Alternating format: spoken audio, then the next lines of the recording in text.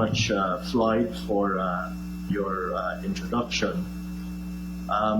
Let me say, first of all, how pleased I am to be able to participate in this first Diaspora Conference, and I'd like to thank the Ministry of Foreign Affairs for organizing it and for inviting me to participate. I'd like to thank all of the members of the diaspora. I believe we have about 1,000 persons participating. I'd like to thank all of you for joining. But even beyond today's conference, I'd like to join His Excellency and the Vice President in thanking the diaspora for a long history of demonstrated engagement with Guyana and with affairs in Guyana. You know perhaps better than I do that even those members of our diaspora who have been away for decades still relate to Guyana. Many of you, thousands and thousands of you, still regard Guyana as home. When you refer to home, you still consider home to be Guyana. You still follow developments very closely in Guyana. You still wake up in the morning and check Guyana newspapers and Guyana news. You still offer commentary on important issues of public and general importance. You still yearn for the days when you will retire and return home to Guyana. And for that strong sense of belonging, strong attachment, strong commitment to Guyana, your home, we thank you, those of us who are here, and on behalf of the government, we thank you for that strong attachment that you displayed, strong commitment that you displayed to Guyana, your home. And Guyana really does remain your home. In relation to today's event, I want to say to you, as I've said on a number of other occasions, that we really are standing at a truly historic moment in Guyana's history, and in particular in Guyana's economic history. For generations, we have spoken of and we have heard of Guyana's vast potential.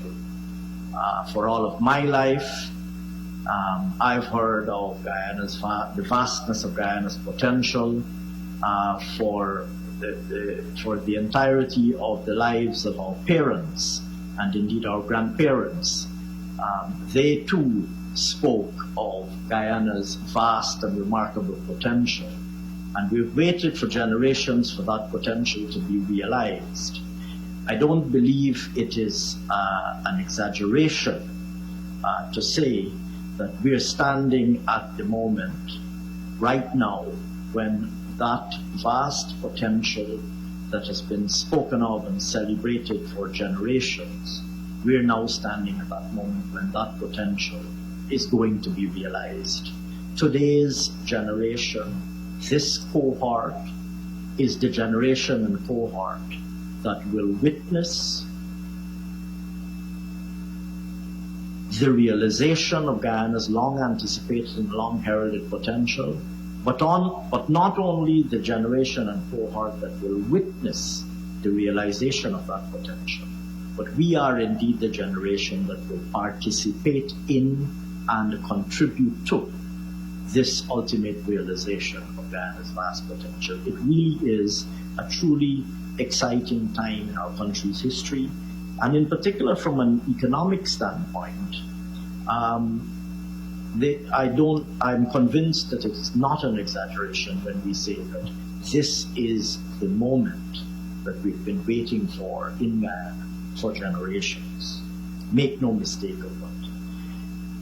Equally so, I was very happy that the President said it, not surprised that he said it, because I've heard him say it before, but I was very happy that he said it.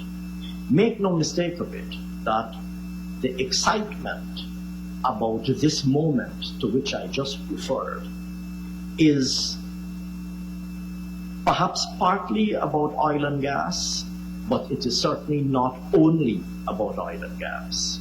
There is, of course, a remarkable amount of excitement and enthusiasm about what is happening in Guyana's oil and gas sector. And indeed, we are now an oil and gas producer, and we are about to become a major player in the oil and gas sector. Much has been said about this, and you no doubt already know about what's happening in the oil and gas sector. But I wish to say that in addition to all that is happening in the oil and gas sector, there is indeed a remarkable level of excitement, and there are remarkable prospects around the rest of the economy, what I describe as the non-oil economy. And arising out of oil and gas, associated with what's happening in the oil and gas sector, is, of course, the wide range of opportunities connected to the production and supply chain and the support services associated with oil and gas.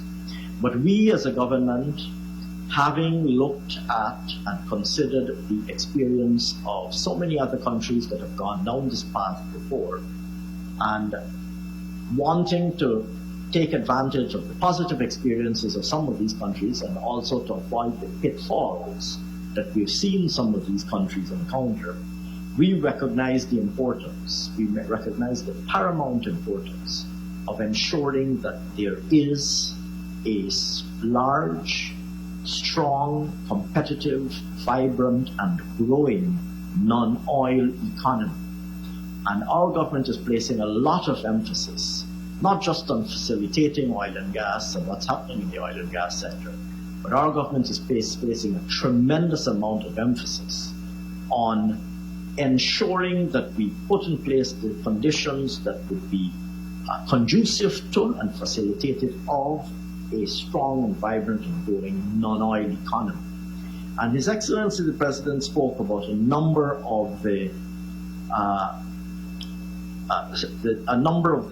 specific sectors within the non-oil space, which we intend to be the focus of significant growth and the source of significant growth in the months and years ahead. If I might very briefly repeat some of these, the President spoke about many of these already, but if I might very briefly repeat some of these, first and foremost, for a very long time, we have been speaking about Guyana's potential to be the breadbasket of the Caribbean. We've spoken about the vastness of Guyana's potential in agriculture. We see agriculture and agro-processing and agribusiness as an extremely important source of growth in the economy, an extremely important avenue, an important sector in which we anticipate significant investment, and from which we anticipate significant growth in the non-oil sectors of the economy. So agriculture, agro-processing, and agribusiness more generally will be an extremely important sector going forward. Secondly, the President also spoke about tourism and hospitality. Here again, Guyana's remarkable potential emerging from our incomparable natural endowment, our vast flora and fauna, our vast pristine rainforest,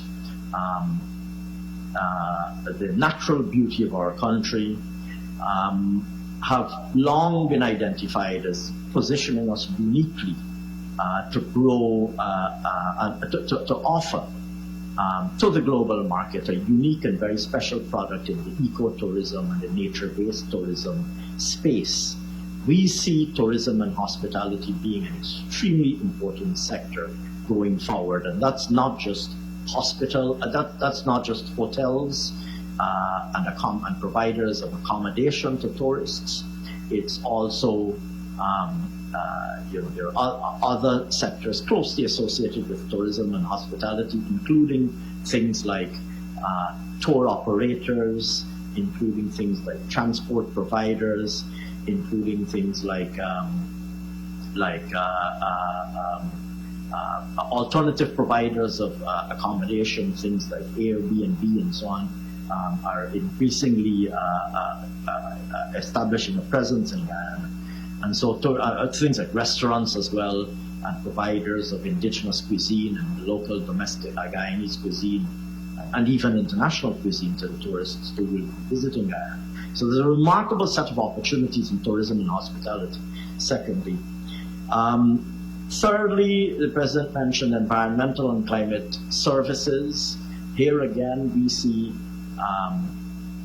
a tremendous potential, not just for the public sector from the standpoint of us mobilizing what we're doing from the point of view of sale of climate services to the world, as was exemplified by our agreement with Norway, but also environmental and climate services from a private sector standpoint, including things like consultancy and advisory services because of our unique advantages as they relate to the environment and climate services. Fourthly, I would say transport, communications, and logistics. Here again, a lot of this is about oil and gas, but not all of this is about oil and gas. We're investing heavily in ensuring Guyana's connectivity with our neighbors. The President mentioned that the Foreign Minister is currently in Suriname in talks with the Surinamese authorities on bridging the Quarantine River.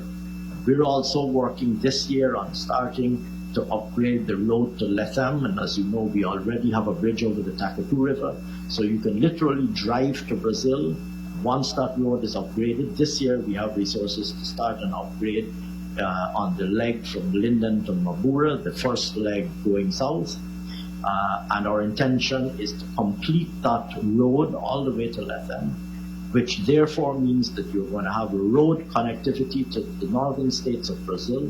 You're going to have road connectivity to Suriname and through Suriname to French Guyana, which present a tremendous opportunity as it relates to transport, communications, and logistics through Guyana and in Guyana, including things like deep water harbors and ports, the services associated with those, road haulage and transportation, etc. Fifthly, value-added manufacturing. Here again, one of our priorities is in investing in cheaper and more reliable power. You've heard of the Gas to Shore project and of the Wales Development Authority, which is going to see gas landed onshore and used for electricity generation, which in turn, by bringing down the cost of energy and the cost of electricity, immediately presents an opportunity for manufacturing and processing, and will reduce the cost of processing and manufacturing in Guyana significantly. And so that is also, of course, linked to agriculture, because for a long time we've been a producer of primary products, including primary agricultural produce, but we have an opportunity now to process those and to package those in forms that will add value and generate more incomes for the tremendous business opportunities. In addition to those, I would say that there are other areas like ICT, information and communications technology. I think President also mentioned call centers, business process outsourcing, or Vice President mentioned call centers and business process outsourcing. Right now, we have thousands of young Guyanese persons working in call centers, providing services through those call centers to major global companies whose names you would recognize from around the world, major global players. There are call centers in Guyana and business process outsourcing companies in Guyana that are providing services to some of the biggest companies of the world. And there's a huge opportunity for investment in call centers and more broadly in business process outsourcing in Guyana. And so there's and I could go on, I won't go on for too much longer because the more important thing is for us to take your questions and to respond to them. But I will say that in literally every sector of economic activity, there are opportunities for investment and opportunities for growth. And at a governmental level, we are prioritizing and emphasizing the importance of growth in the non-oil economies, in the non-oil sectors of the economy. Related to that, the session is also titled, of course, I think, investment and trade opportunities. And I will say this, that We already produce in Guyana a number of very good exportable quality products, but we don't right now see them on the international shelves for a variety of reasons. And I will say to you that there are incredible opportunities to export Guyanese products. And literally every day I have conversations with companies that are producing or that are investing and will be producing things that are potentially exportable. And you have an opportunity in the diaspora to explore, avenues for Guyanese products increasingly to be on international shelves. Wherever I've traveled in the world, I've derived a special satisfaction in going and searching for Guyanese products and finding them on the shelves. Some you find on the shelves, you see Guyanese rum, Eldorado rum, of course, and Guyanese rum more generally. You do see Guyanese rum on many shelves around the world. In many, many countries I've seen Guyanese rum, but you don't see many other Guyanese products. Yesterday I was having a conversation with a company that's going to be producing at scale coconut products. They're going to be producing coconut water, coconut cream, coconut milk, etc. You know that you can go into any supermarket in the US and you will see a shelf that will have coconut water produced somewhere in Latin America, perhaps. You'll see coconut cream, you'll see coconut milk in cans or in other food containers on the shelves being sold. But none of these are produced in Guyana, yet we have vast coconut plantations in Guyana. And I give that as only one example. 2 weekends or 3 weekends ago, I was in Linden and I met a company there who are producing and packaging plantain chips. And these are excellent world-class packaged plantain chips. You know, you could go to the shelves on pretty much any US supermarket and you'll see nicely packaged plantain chips imported from here again, probably somewhere in Latin America, but you're not going to see the Guyanese plantain chips. And I give that again really just as one example of the multitude of opportunities that there are for Guyanese products to be packaged in a way that is suitable for international consumption, potentially to be competitive on the international market, and to be exported out of Guyana and to be found on shelves in supermarkets, in shops, in specialized stores around the world. And we want to see more of that. So today's event offers us an opportunity to start that conversation, but it's going to be an ongoing conversation to which we as a government are strongly committed. So I will stop there. I am joined by a number of colleagues today who will be introduced by Floyd. They, I think, will have additional remarks to offer, and then we can go straight into the question and answer session. Thank you very much.